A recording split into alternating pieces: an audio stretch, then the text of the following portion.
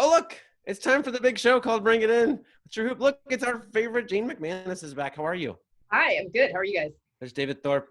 You are the director of Marist College's Center for Sports Communication. And I'm forgetting your nickname on the track. Lesley E. Visserate. That's right, Lesley Roller E. derby's own. That's right. That's 7 right. years, suburbia roller derby. Gotta love it. Yeah. Jane sounds upset, Henry. She sounds upset that you forgot that magnificent nickname. I'm upset. I'm disappointed. I just blew it. Yeah, that's all right. It's all right. Next time. You know what? Hopefully I'll be on the show again, and then you can it'll be seamless. Yeah. You can eviscerate me. Yeah, that's eviscerate. That's good. Your outrage knows no bounds is what we were recapping in the intro. What are you mad about today, Jane? What's leading? A number of items. Yeah. Okay, good. Yeah, I was sitting down and I was thinking, oh, what are we going to talk about today on the show? Like, what is there to talk about? And I know too much. Yeah. I wrote a column this weekend on the Washington team name for the Daily News. So I thought, oh, maybe we'll talk about that. And then we have a presidential tweet that is absolutely slandering Bubba Wallace, and so then there was that, and then there are all of these positive or all of these tests that have been held up across Major League Baseball. And now you have three teams. I believe it's the A's and the Astros and the Nats are all waiting for the results for days now for these coronavirus tests. And since they haven't gotten them, and there's some indication they may not get them for a while, then they're not going to be able to practice. And so it seems like the crescendo of how the reopening of sports is going, it's getting louder and louder. And I'd love to hear your take on that as well. Oh, I'm also yes, everything you just said, that sounds great. Also, I'm mad about you're not getting credit for your awesome line about. We should start with that because it leads right to what she just said. Yeah. I'd completely forgotten about that. I was outraged about that. I was outraged about so many other things. It's happened so many times now. It has. It's everywhere now. It's everywhere. This is everybody saying, what's the exact quote? Here we go. Well, I've been saying since March, I went back and I actually looked because I was like, I think I said that. And then, but I'm not the only one who said that, to be fair. But on March 10th, I wrote a column and I was like, look, sports is the result of a functioning society. And I've said that probably every single podcast, a number of different columns that I wrote. Somebody else retweeted a column that I wrote for NPR. And a voice commentary that I did on April 7th, which I said the exact same thing. So, but I love it. I love it. I do feel like a little bit like the woman in the meeting who says something, and then when a major league pitcher with a much larger profile says it, it's I can't so Kevin Arnovitz had this line when Steve Nash played for the Suns and they got Shaq. Kevin Arnovitz wrote in a story that it was like putting a hummingbird in a sandwich bag. Like Steve Nash couldn't do his thing, right? And it was such a beautiful line. It's what it looked like on the court. And then people started just saying it. And of course these don't usually come with a little credit, right? That's not usually how it goes. But then freaking Grant Hill said it to a bunch of reporters in the locker room, like beat writers. And then everyone's like, oh, Grant Hill, great quote. And I'm like, stop it. Stop it. It's not Grant Hill's line. Well, no, I know. Look, to be fair, like that line that is not nearly as good as hummingbird in a sandwich bag. I mean, there's that, come on. But I will say, like, as much as I was kind of like, everybody thinks it's a great idea now. I also am really glad that people in the sports world are kind of coming to this conclusion as well and saying it out loud. So whatever my peak was at not, I don't even know how you get credit for something like that when a player is being interviewed. But at the same time, I just think like it is the truth, and it's starting to become apparent to people, and it's starting to become apparent to the people who are going to ultimately have more of a stake in what happens. And so, ultimately, I think it's important that is part of how things are discussed. And that it's how they're discussed and thought about kind of, within the circles, as opposed to just, me as a gadfly. And I think it's a very important point for reality, like for how we function. Also, I have something else to make you mad about that I don't even know if you're mad about this yet. I don't know how much more I can take. You got this. I believe in you. Okay. Yeah. So I have had suggested to me by someone who's pretty in the know that like the the major sports leagues are going to go to the Trump White House together and ask for a giant bailout. Oh, Interesting. Which to me explains why all the commissioners are so gentle around Trump issues, which your point is the big point, right? Like, if your point is the right point, then it's the way we've mishandled the coronavirus broadly is the reason that sports aren't opening like we want them to, right? So Trump wants sports to be a mantle on which he can show how successful he is in reopening the economy. But if your point's right, then it works the other way. Well, and this actually goes to another point that I've been making for the last couple of months. Actually, I think I made it in that March 10th column also, which was is that yes, the professional sports leagues should be getting together, but not to go beg for money from the Trump White House. They should be getting together to advocate for policies that would help us get back to a place where we could safely bring sports back. They're advocating for the wrong things if that's what they're doing. I mean, thank you. Judy, this is actually making me feel so good to see that I'm heard. No, you can hear me. My voice carries. That's great. What? Huh? What? No, but I think that, like, it really is true. If you'd had the NFL and the NBA and the NHL and the WNBA and everybody kind of do a PSA where they're all wearing masks and they're all talking about how, look, we need to keep each other safe and all of this stuff. I just think of how powerful that could be. And I know that there have been ones here and there, like, different college coaches and players, or I think there was one that Zion did, and Nick Saban did it. Nick Saban did it 2 months ago. There you go. So like, that's powerful, but that's very limited. Now, again, imagine the Justice League there that could get together and they would have the power of all of these different sports, all of those different constituencies. And also, we always talk about how sports pull us together and that they're a unifying force.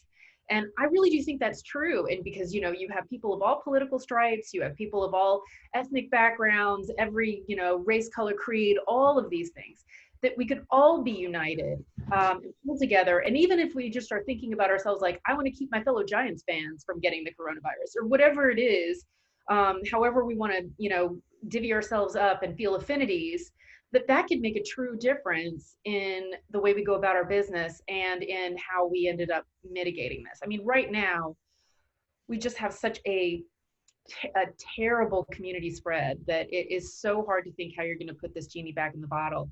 And it did not have to be this way. There are other countries that have soccer back. I keep hearing from people when I'm tweeting out things like, I wish we had a low level of virus so we could actually get sports back in this country. And people are like, well, they're doing it abroad. And I'm like, yes, they're doing it abroad because they've been able to get the community spread down to a level where you can safely take that risk. The risk reward in this country right now is so out of whack, as opposed to in Germany or even in the UK, which struggled mightily with this, or in Spain.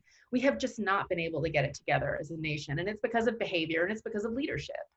You would think that with sports on the precipice of returning, what you're describing, when we've written and talked about it at True too, would start happening, whether it's owners, Henry's point is going to come out in a minute about it, owners, stars, I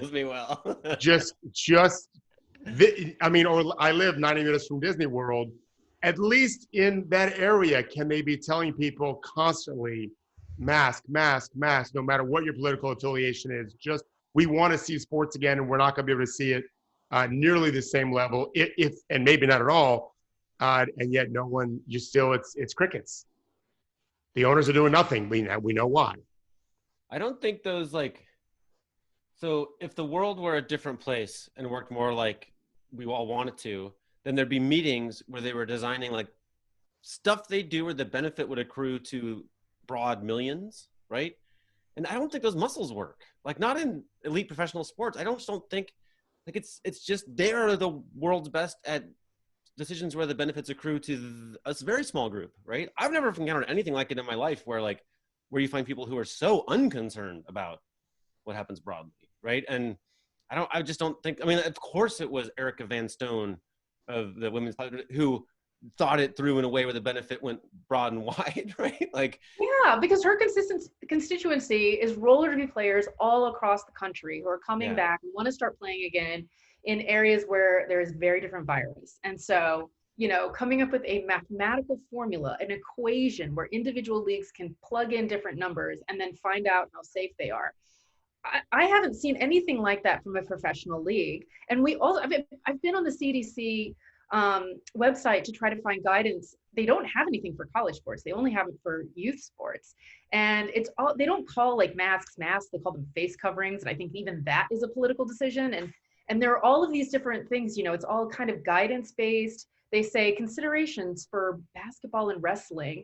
And then they use phrase like tackling. So they actually mean football, basketball, and wrestling, but they don't even want to put football in with the lit. It's just, it's all so careful and vague and just toothless and absolutely lacks authority. And that is what something that roller derby has been able to successfully do, is to take the authority from actually doing the research and saying, look, this is what we think is the best thing. Maybe it's not, and maybe it'll be something different, and maybe we're being too cautious, but this is what we think will keep you safe. And I just don't see that kind of frankness anywhere else. What they did, I told this to Henry on Friday, is so good and so easy to follow. Every superintendent of every school system in America should be building a model as similar to that, if not copy it almost word for word, for their communities. And this is the tragic irony. Imagine if sports teams were doing the same thing and championing that same cause. So now they're actually inspiring their fans to do the same things and demand the same things in their communities. They would build huge goodwill. They're not coming to the games, but you would get a lot more people thinking, you know what, I can follow this. Instead, we see much of the opposite, where people are upset with the NFL because of how they're doing the national anthem. They can't get out of their own way no matter what they do. And they can't argue, even when they're making the right decision, they can't support it. They're losing amazing opportunities to build real connection with fans.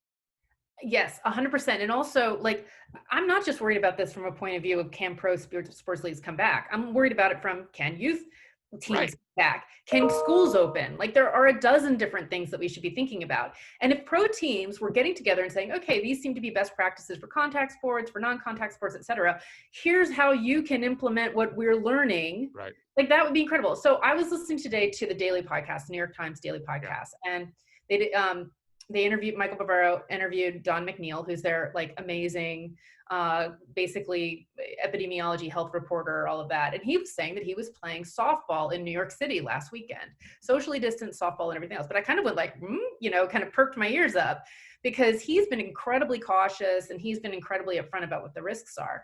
And so I'm kind of thinking to myself, well, if he's playing softball, then clearly I want to hear him talk about how that was done. And so he kind of gave some, he was saying that everybody wore masks, everybody was, 6 feet apart. He had to remind some people who were sitting next to each other in a dugout to try to figure out lineups, that they needed to be farther away from each other, things like that. But I was kind of thinking like, oh, wow, this is actually more specific than a lot of people are talking about. And it's just, if there were that clarity in like it's one thing to say you should clean as much as possible. Right. And it's another thing to say, okay, every, in between innings, we get the Lysol out and we've got one person that's designed to do it and everybody leaves the dugout while that's happening. And, if you had like something that was more specific, then people could actually be like, oh, okay, I can envision how this works safely. I feel like everybody is actually just going, oh, well, we'll just do it the way that we used to do it and hopefully it'll be okay. Yeah, and I think that we're concerned about the NBA in particular, but they're modeling the idea that like, no, we did COVID, we have a protocol, so now we're either on or off. And whereas like, I think really what we're going to want to do is iterate on Erica's plan, right? Everyone needs to riff. And I keep thinking about this. I don't think I should say her name, but I'm aware of a local girl near here. And 10 years ago more, I was finishing some workout class and there's something you don't see, which was a 6-year-old girl, maybe, juggling a soccer ball for as long as she wanted to. A full-size soccer ball, tiny girl, just boom, boom, boom, boom. And I'm like, I was like, what? When I went to high school, nobody in my whole high school could do that, right? Like, she's 6 years old. Turns out her family's from Argentina. She's just a wizard of soccer. And now she's like a friend of a friend. Now she goes to the high school that just won the New Jersey State Championship last summer. An unbelievable team. They didn't lose a single game all year. And she didn't play because she's not good enough. She's a prodigy. She's unbelievable and got like 5 minutes all season. Now she's a senior. The whole team that won had very few seniors. So now it's like they're bringing back like what will be the super team. Wow. And if we could have the Erica Van Stone program across the country being implemented and installed, like, then I would think, oh, good, they're going to have that year, right? They're going to play. This super team is going to exist. And instead, we're going to have a backroom decision by some administrator on the Adam Silver model. And I don't know, like maybe they'll put together enough tests and enough parent confidence and enough whatever.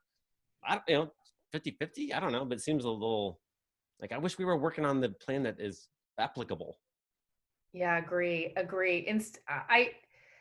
I think the more failure that we have in terms in professional sports and in college sports, right? Like you Clemson with the 38, 47, the number keeps getting higher. You have, Kansas, Ohio, Oklahoma, LSU, all of these positive tests in the NHL, all of the positive tests in MLB, just coming back and going to the gym, like not even, and I think the more failure there is because people didn't think it through, then the less capable we are of going forward, right? We just make it look like it can't be done when maybe it could be done if people were actually, instead of putting, your conditioning coach in charge of figuring out how to implement CDC guidelines. I mean, and I'm sure that's not actually happening, but it does feel like there is not enough. It was a good line though. I just smear conditioning coaches everywhere, right? Sorry, I actually appreciate conditioning coaches, okay, for the record. But I think like, who knows? I mean, are the administrators football coaches? They're not epidemiologists. And, the good thing about Women's Flat Track Derby Association is they have epidemiologists within their ranks, so they could call on them as a resource. I don't know if these schools are actually using their schools of public health when they're coming up with these guidelines. I don't know if they're using, they all have like, all of these, Power 5 conference schools, they all have huge science departments and, experts and PhDs of all different stripes. Are they involved in these decisions with these players? Because you would assume that you would hope that they would be consulted. And if they have been, and you're still getting 30 kids testing positive a week or two into their return, well, then it makes it look like it can't be done. It is, and it is a gender thing a little bit, right? I can point to the local businesses that have completely changed their game in a way that's like makes me feel very safe about, like, we work out in a parking lot at the gym now. The takeout works beautifully. All women run. like it does. Well, feel a you see little that like with the leaders of different nations that have been able to successfully mitigate. So I'm going to tell a personal story. My daughter, who's was a senior in high school, graduated, is going to be going to a women's college. And I was having this conversation with another friend, and we were talking about, these outbreaks like frat row in one school and fraternity row. There was a big outbreak. I saw that. And I was saying, I was like, which schools do I think would have a better chance at implementing? I'm scared. You know where I'm going with this, don't you?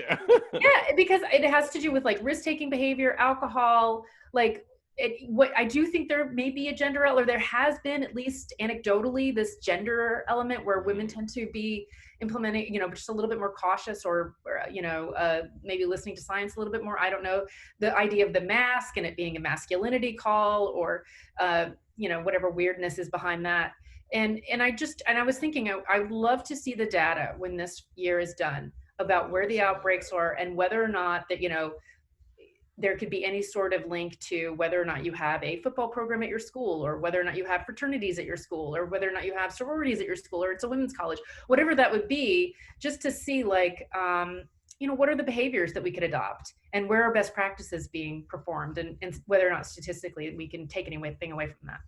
If there was a commission of the best coaches, historically best coaches, and first of all, and we put them together, but if you look at a common thread amongst coaches, normally they have no pride when it comes to winning a game. So they may have this great strategy built. This is something I used to always, quote unquote, pride myself on, is that I had no pride. If I thought I had this great defense figured out and we gave up 20 points the first 7 possessions, timeout, my idea sucked, let's move on. That's what normally makes a good coach. There's no pride to winning. And that's what's crushing our country right now. And that's why Henry talked about how dumb guys are, and the devastation of testosterone is where it gets so puffed up on pride. We should be able to say, this is not working. Whatever we thought might work has failed miserably. Time out. Let's get some women in the room, please, and let's come up with a new plan and try that out, because this is not happening. And amazingly enough, our coaches don't have any power, of course, in any sport. It's the people running those sports who are full of pride and not necessarily intelligence. Well, and it's driven by economics, right? Like, this is the thing that's so great about WIFDA's plan, is that it's player first. Yeah. But I think, so sports really, so much of this has been driven by economics and by economic imperative. And also I think that there's an element, the political element of it's kind of like this face-saving thing for the federal government to have sports back in play and have it all, circus and bread and circus and, that whole ultimately meaningless diversionary idea. And really what you need to think about is player safety. And that's what we need to be thinking about nationally to get through this, right? Is human safety and what is going to keep us all safe. But that idea that, it is now a matter of pride and no one's going to stop and ask for directions. And it's a little bit, it's unsettling, frankly, as a society, that this is the tack we're taking. Have you read any Hannah Arendt? Do you know her? Yes, I actually just bought a book of hers over the weekend, which is so funny. Weird. Yeah, so I'm actually. Look at that. That's funny. What's the name of the book? The Life of the Mind. Oh. Yeah. Wow. I learned from reading her, and I've not read a lot of her, but basically, the enemy of truth is power, right? It seems so obvious when she explains it, but I think this is part of this psychological thing happening, right?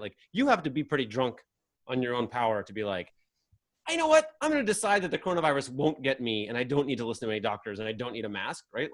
It doesn't surprise me that that would be more commonly a thing a man would think, right? Because you have to, he's the emperor who wears no clothes, right? Because you have to be able to fool yourself into thinking you're wearing clothes, which mean it takes some puffery to get there, right? 99% is going to be just fine. 99%. Yeah, you're right. What are colleges? Jane, you work on a college campus, right? Yeah. I have 2 kids about to start. What do you think is going to happen? And I realize it's regional, but just generally speaking, what do you think?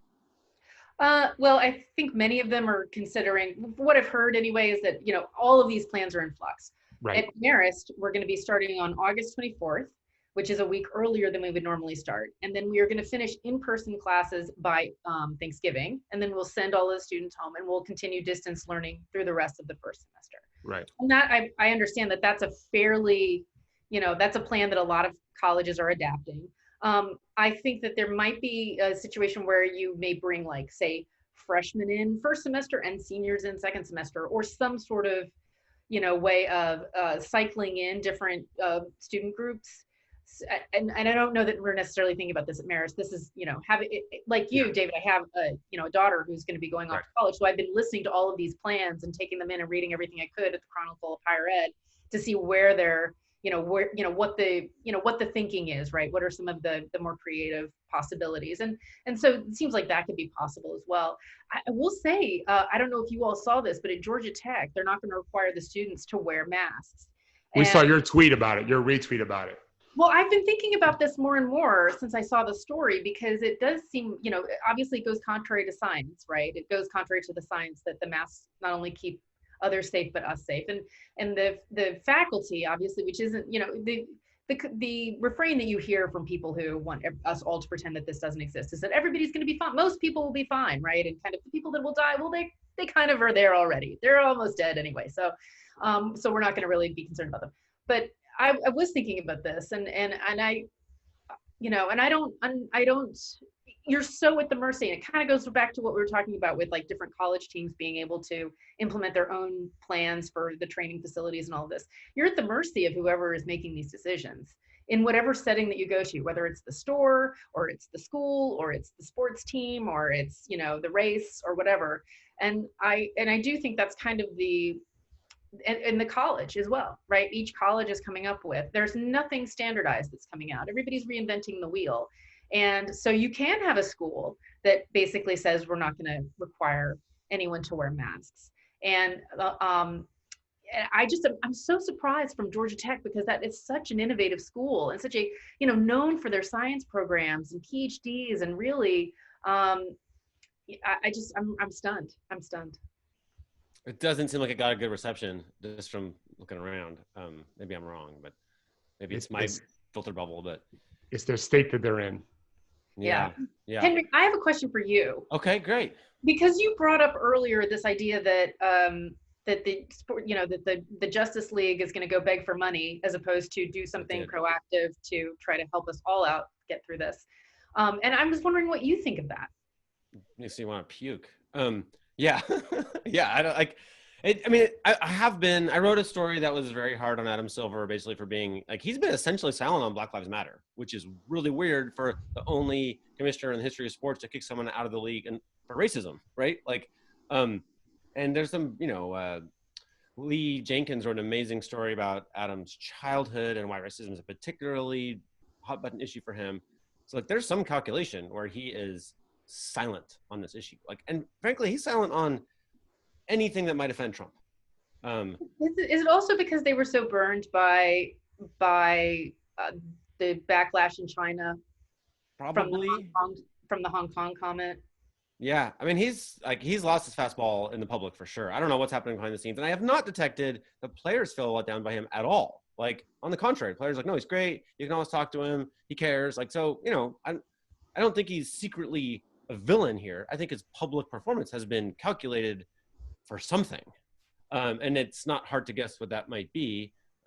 Even if it's, he is close personal friends with Jared Kushner, close personal friends. Like, so that's real. Like, and so they have an avenue to get in the right meetings, right? So is this like Van Jones, who gets access to certain meetings and is not quite as right. has changed the way that he talks about the administration on TV? Yeah, it just feels like something's a little fishy. And then a lot of NBA billionaires have business ties to Trump or have been personally lobbying for their own businesses outside of the NBA to get relief from the coronavirus bailout, et cetera. So it seems like it might not be that he even has the leeway from his bosses to say anything that would upset Trump, right? Like the Carnival Cruise Corporation needs a giant bailout. Tillman Fertitta's restaurant empire needs a giant bailout, and on and on. So like maybe it would just be Adam's calculation to just not piss off Trump anyway. But now it just seems like, it's just, it feels dumber and dumber every day. And when this, a pretty well-placed dude suggested to me this is what was cooking, I was like, oh, of course it is. And by the way, it's not going to even work now, right? Like, I think it might have worked, but now it feels like all those senators who'd have to approve this don't have to kiss Trump's ass anymore because of the polls, right? So like, I don't know, maybe I'm wrong, but it seems like, oh boy, this is a lot of scheming for a little payoff. Well, think about too that Henry, you've been bringing this up from day one. They're about to start testing every other day, and I know for a fact at least one team is getting their results back in the same day they take it. Yeah. And I know I've got relatives that took a test this last week. 5 days later, they still don't have a test back. My son took one on Sunday before he leaves for college. We're not going to hear back probably to Friday, Saturday. And he got up super early to get in the line before it even opened, but he knew because he had seen the day before the line was, half a mile long or whatever in people's cars. And yet athletes are getting tested every other day. They're getting responses back immediately. In terms of the world of public perception, if what you're describing, Henry, actually happens, and then you factor in this other stuff, there's going to be a major culture war with sports, which is at a time when they just cannot afford that. Like I said, they can't get out of their own way. I feel bad, honestly. I don't feel bad for the NBA on almost anything, except on this one I feel a little bad, which is, we had Ari Caroline on the show, who's a absolutely brilliant man who works at a company that makes tests, and this was a month ago or so, and he was like, at least the one thing that we figured out is we now have capacity to make a bunch more tests, and he could tell you all the particulars of that. And that's when the NBA was deciding to go ahead, and now a lot changed, and I'm like, on this one I think they actually were not a-holes, but they're like, actually they're gonna lose this one too, because yeah, how many tests is it?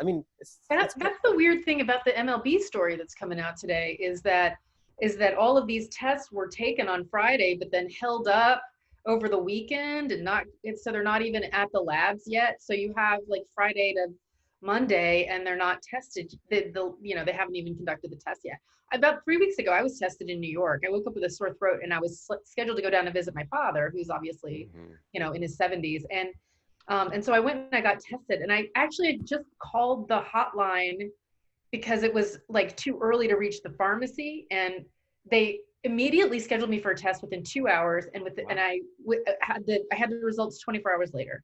And it was, obviously it's not super pleasant to be roto-rootered, but it was, I thought it was a really efficient thing. It didn't cost a dime. And I think in New York State, just as the result of that, I was super impressed, and I was like, okay, it feels like things can be turning around if we could, based on a sore throat and a phone call, get this sort of thing set up so easily. But again, it just goes to show you regionally how dependent you are on your own state government.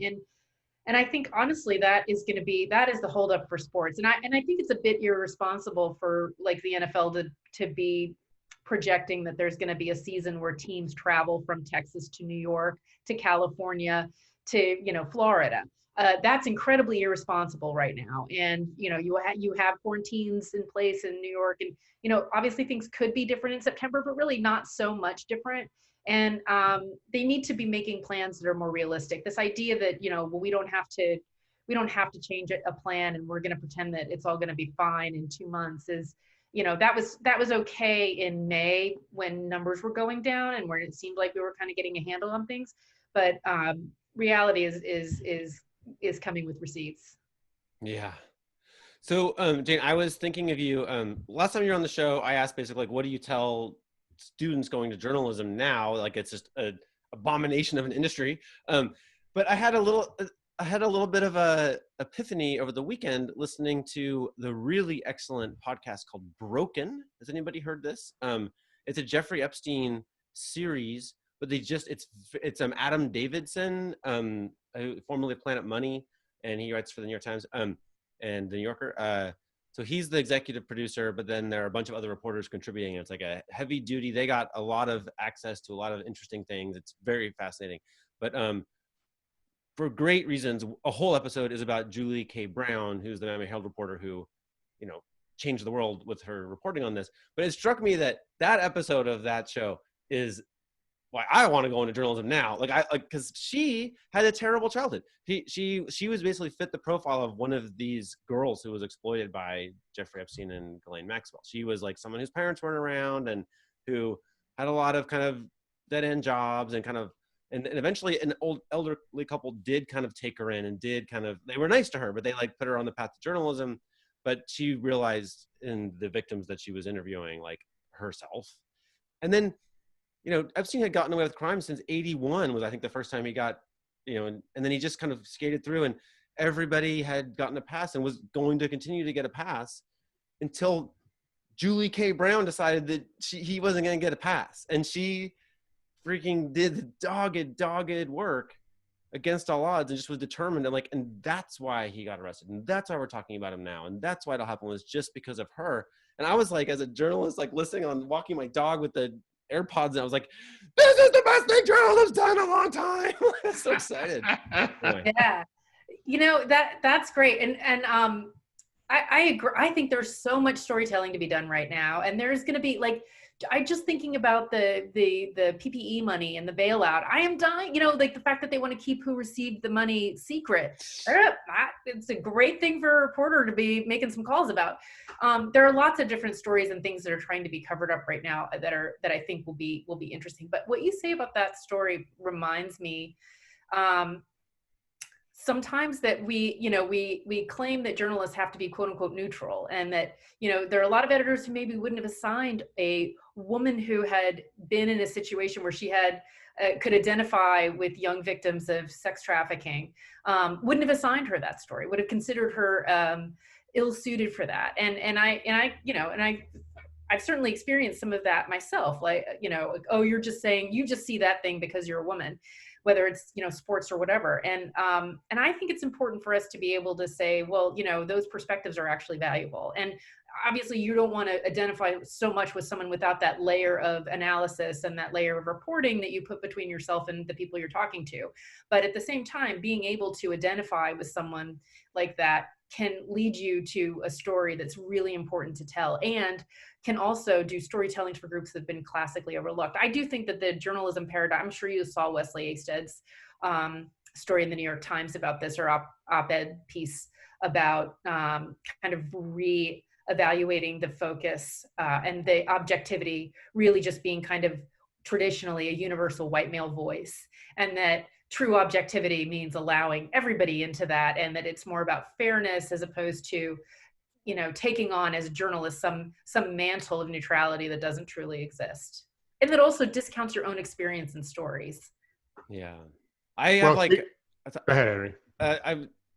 We're opening like a really boring part of the show now. We're going to talk about journalism, but to me, like the AP voice is understandable for a lot of kinds of stories, but I think maybe was mostly designed to keep publishers from getting sued with low paid employees, right? So like with the AP style book, this is how you make sure that you don't get your boss sued, even if you don't have a lot of training. That's what it mostly functioned to do. And now, so, okay, fine. Like you can do a game story that way, but no one likes the game story. So I'm like, okay, well, what are we doing there?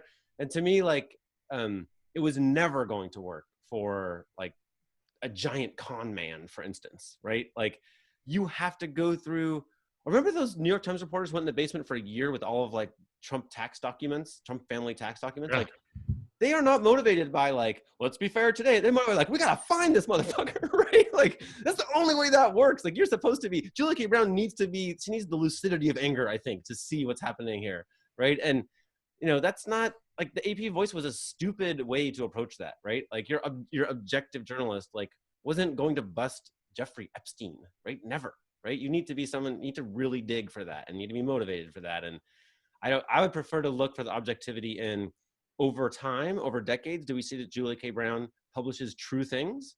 Like if the answer is yes, then let her do her thing, right? And if the answer is she's making crap up, then she should be fired, right?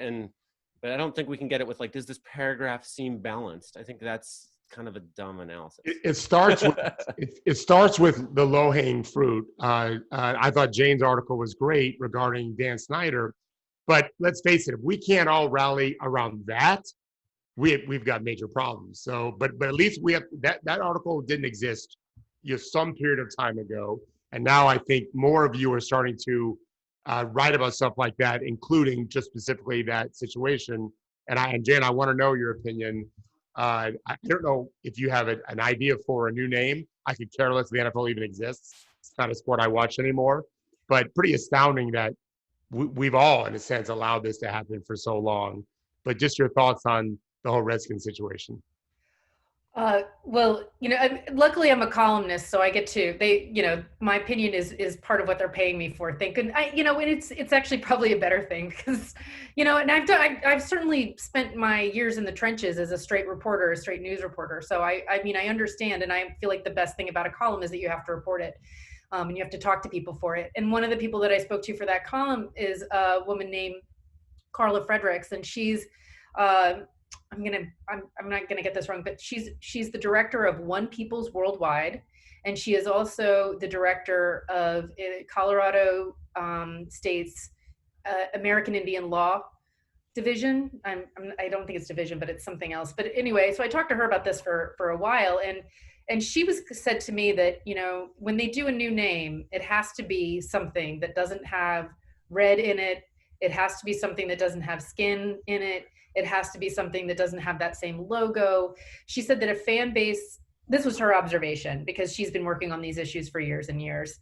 And it has to be something that is far enough away that a fan base isn't going to do the same chant or the same, in the case of some baseball teams, the same chop or whatever it is that has been, the same song, whatever it is that has been kind of coalescing the illness that comes with the image has to be completely excised It has to be cut away from the body. So I think that is the way that I would stand. Now, what that means in terms of what they have to look at, I mean, you know, senators is great. I think having some Americans, like you're in DC, like what would that be? There are lots of. How's What? jackals? Jackals. Oh, okay. What is I'm not familiar with that. A jackal? Well, I mean, as an animal, but yeah, that's all I'm thinking is when I think of Washington right now, I'm thinking jackal. I get it. I wasn't being serious. Sorry. So like the lobbyists or something kind of cynical, like, Right. you know, right. The handouts. Washington Swampers. That's a good one, Swampers, Ben. there you go. That's a great one. Washington Swampers. I go on. I'm sorry, Jane. That's good. No, I like that. I mean, that's what I would think anyway. Like something that kind of washes the hands of that whole tradition. How are they going to decide? Do you know? How are they going to make that decision? I don't. I mean, the way this came out with this idea that, well, we're going to put together a review. Like, okay, you have plenty of time to review already. Like, what do you need more time for? I feel like and this is the analogy I made in the piece, is that it's like Roger Goodell being like, you know what, sweetie, it's time to go to sleep. And I know you want to stay up. And I know there's that TV show on, but it really is bedtime. And I told you a half hour ago that it was time to go to bed. And I don't want to go to bed. I mean, I feel like it's kind of, that's the level of conversation that's happening now around this. It's kind of like, we got to talk a toddler out of the middle of the highway with a lollipop. And then, we'll go forward from there. This is like the amount of cajoling of a grown man right now who's just like super rich and has said like, I'm not gonna, you can do it in all caps. And I just, I could listen to this all day. Yeah. Jane being Roger Goodell's classic podcast right now. Right. Exactly. This is me as Gadfly. Like that's the Gadfly voice. Because it's utterly at this point it's embarrassing for the league, for the NFL to be coddling a toddler like this. They gotta make a break. The review should have been over 3 days ago. That's the whole one of the scariest things I've ever heard about sports was when there was a giant NFL scandal. I can't remember which one. It was 6-7 years ago. Domestic violence scandal. I don't know much about football. At that time, Mark Cuban was on Mike and Mike, and he said, and everyone's like, "Oh, probably Ray Rice. You're probably right, Randy." But everybody was killing Roger Goodell at that time. Mark Cuban was on. He's like, "No. Look, I think Roger Goodell's. I'm paraphrasing. Roger Goodell's doing a wonderful job. I think he's handling it perfectly." And they're like, "What? How can you say that?" He's like, "Nobody's blaming the owners, and that's the commissioner's job." Yeah. I'm like, oh, like. This is like elaborate PR for billionaires to just do whatever the hell they want. And like, it's almost like money laundering, but it's like reputation laundering, right? Like, so to me, this toddler is like, cajoling that toddler is like the entire job in Mark Cuban's view, right? It's just like, yeah, that's it. That's right. What they do. And that, I think, that is Roger Goodell's, he's there to take the heat. He's the shield. He talks about protect the shield. Like he's literally the human shield for a lot of those owners. And I think he sees things fairly clearly in some ways, but he can't necessarily convey that because he has to be a mouthpiece for predominantly men who don't see it clearly and won't see it that way. As I've said, I'm sure I've made this point also a million times, is that I believe it's 7 owners, it's 5 or 7, made $1 million contributions to Trump's inaugural campaign. And you're right up Henry's alley right now. Yeah. But that's where the money is, like that, and agree also. They did not acquit themselves well in the Ray Rice situation, but I think they did learn a lot from that, and I think they've been better. I think they've been, and again, not without missteps, but I do think it was a huge, and this has been a point for me in terms of like how sports can make a difference. Like how much more do we as a culture know about the dynamics behind domestic violence because we all sat through the Ray Rice situation in front of the NFL. We know a lot more. I think we know a lot more, and it's fair to say that. Has it changed everything? No, it hasn't. But I do think that people are less likely to victim blame now. People are more likely to see that there's a power dynamic and how that works. And that is a result of the NFL. And that's the kind of good that sports can do culturally. So, two-edged sword. as you like, as they wreck the car like into various items occasionally, like somebody learned something about driving. Like, yeah. Exactly right. Like, oh, I guess that's a racist name Yeah. for a team to have. Okay, I understand that now. I mean, I do. Yeah, I do think it's as simple as that. And you know, it's good things and bad things, right? Because we collectively understand a lot through the storytelling that we're able to do through sports, and we allow for that to breathe in a way in journalism that we can't with a lot of other issues and with a lot of other people. And you know, you have space in the sports section to really get into people and who they are, and have people care about them automatically because they're affiliated with the team. So there's a lot of good stuff there too. Or else we would have quit long ago. True.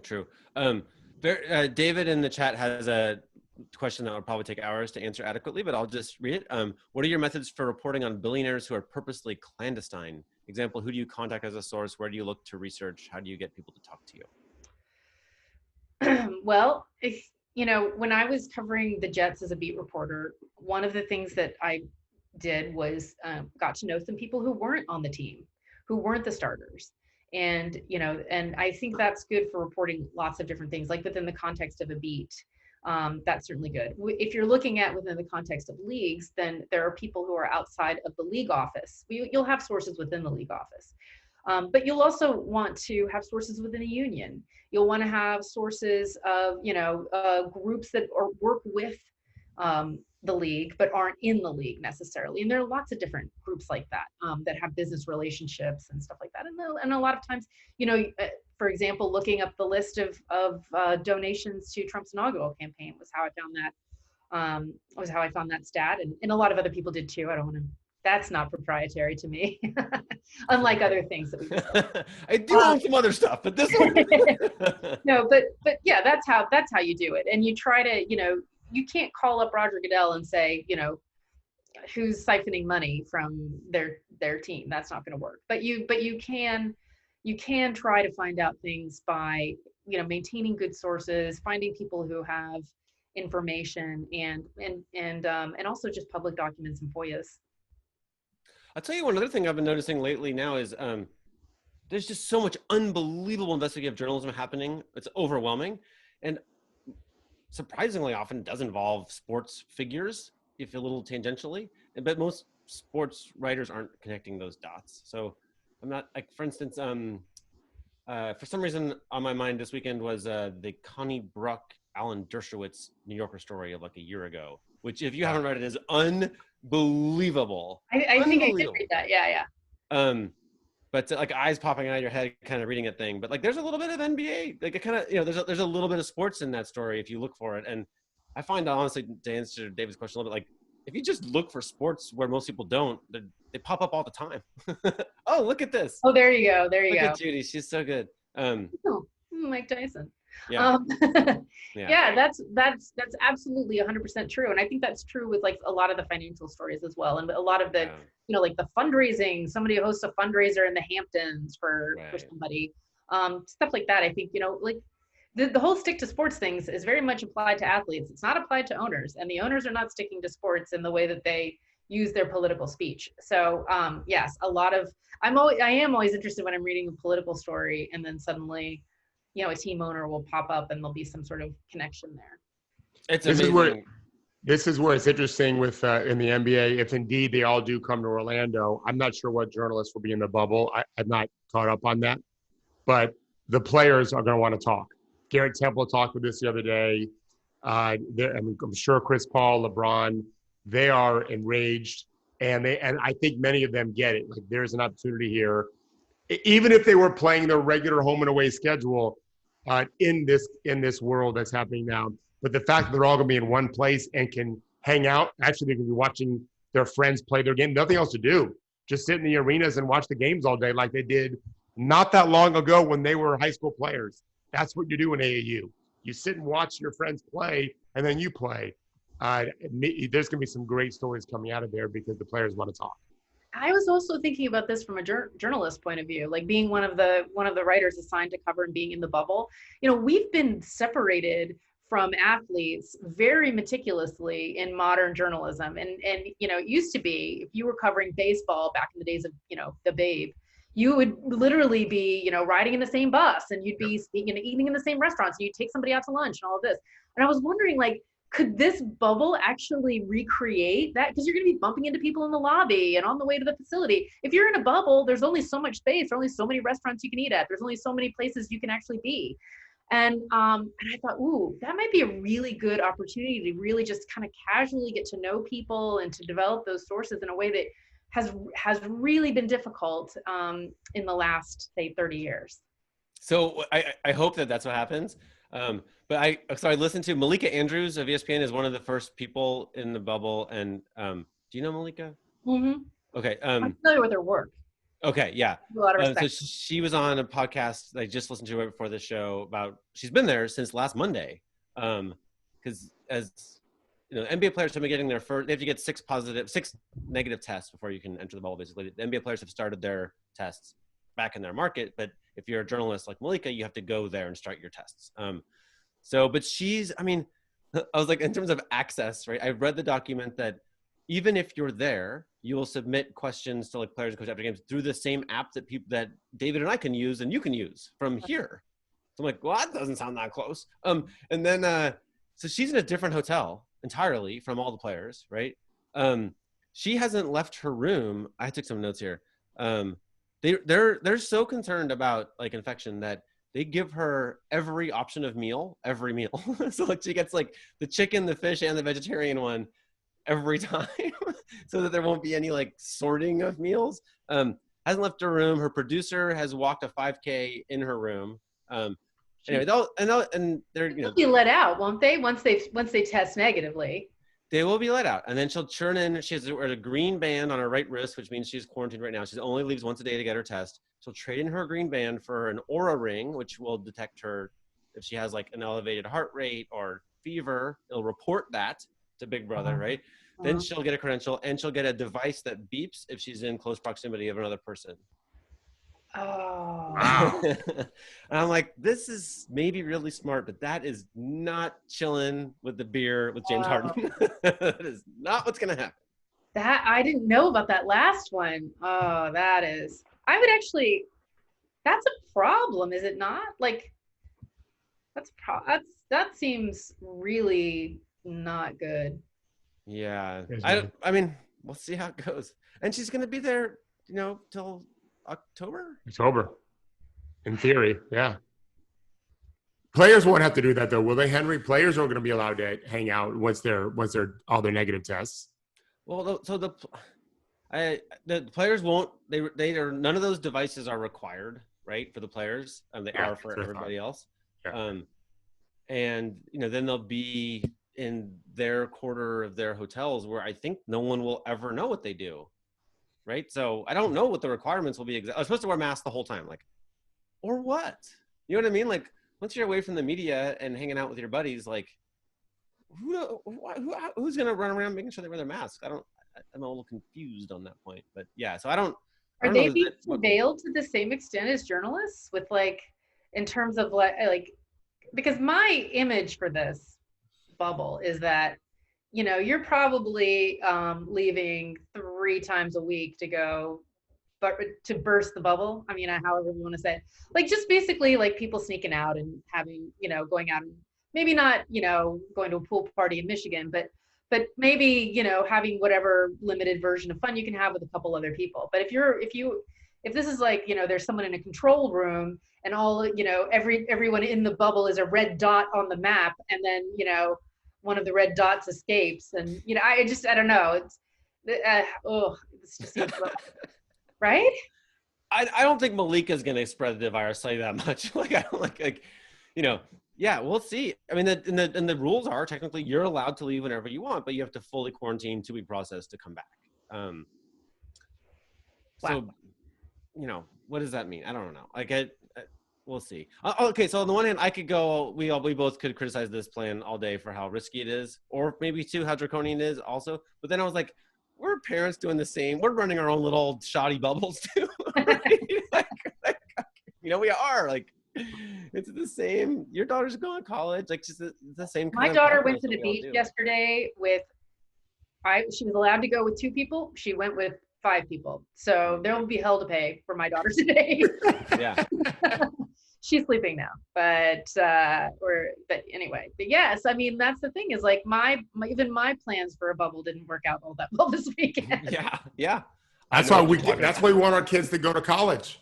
My wife and I keep saying we can't wait for we're going to miss our son, but we keep saying we divide by half the number of people that can get us sick because his sister's not leaving until August.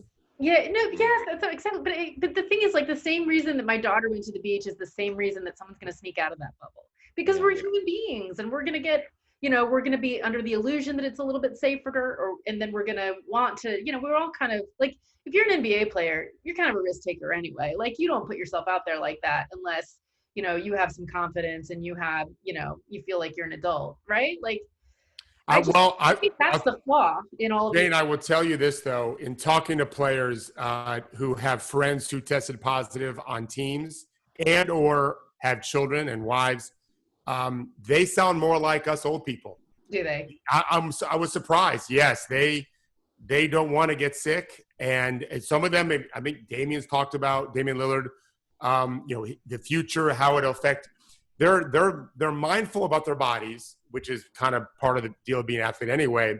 And I think they respect the process more so than I anticipated initially when I spoke to them. And even up through this weekend, I talked to 3 players this weekend that will probably be in the bubble. And 2 of them for sure will be in the bubble. And they keep saying that they're not sure how effective it's going to be, but they want to do their part. I was encouraged to hear that. But they were a little worried about their teammates, right?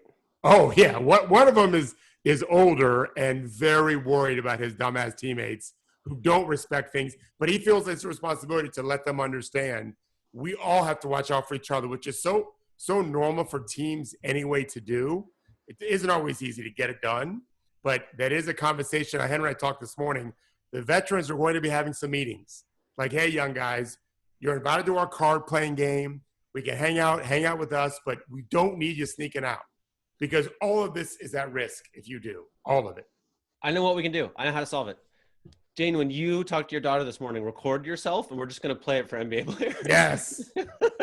I'm so down for that. You get people to subscribe to that. Yeah, okay. Well, actually, I was thinking maybe some of those veterans could tape themselves up with cookies, and we could make it a PSA for the whole world about how we got to take care of each other. Okay. Like, what I'm saying? That would work well, and I could play it for my daughter. Agree. Yeah, it'd be called Listen Dumb Shit. LeBron's trying to get himself a ring here. He is going to be telling the Lakers guys, and Anthony Davis is a serious dude. I can imagine some of those Lakers conversations about, hey, the only way we don't win this thing, which of course isn't necessarily the case, is if we mess it up. So don't fucking mess it up. Yeah. Well, but you do have a small enough roster in the NBA also where you can probably do that more effectively. I think some of these sports where you have bigger rosters, it's going to be more challenging to get completely true. Football is especially. Right. All right. Usually, this is the first time David did a little tally of how many appearances different people have had on the show, blah, blah, blah. And the person who leads the whole show in appearances is Gerard Hector, who hasn't missed a single show. Like, David and I both missed shows.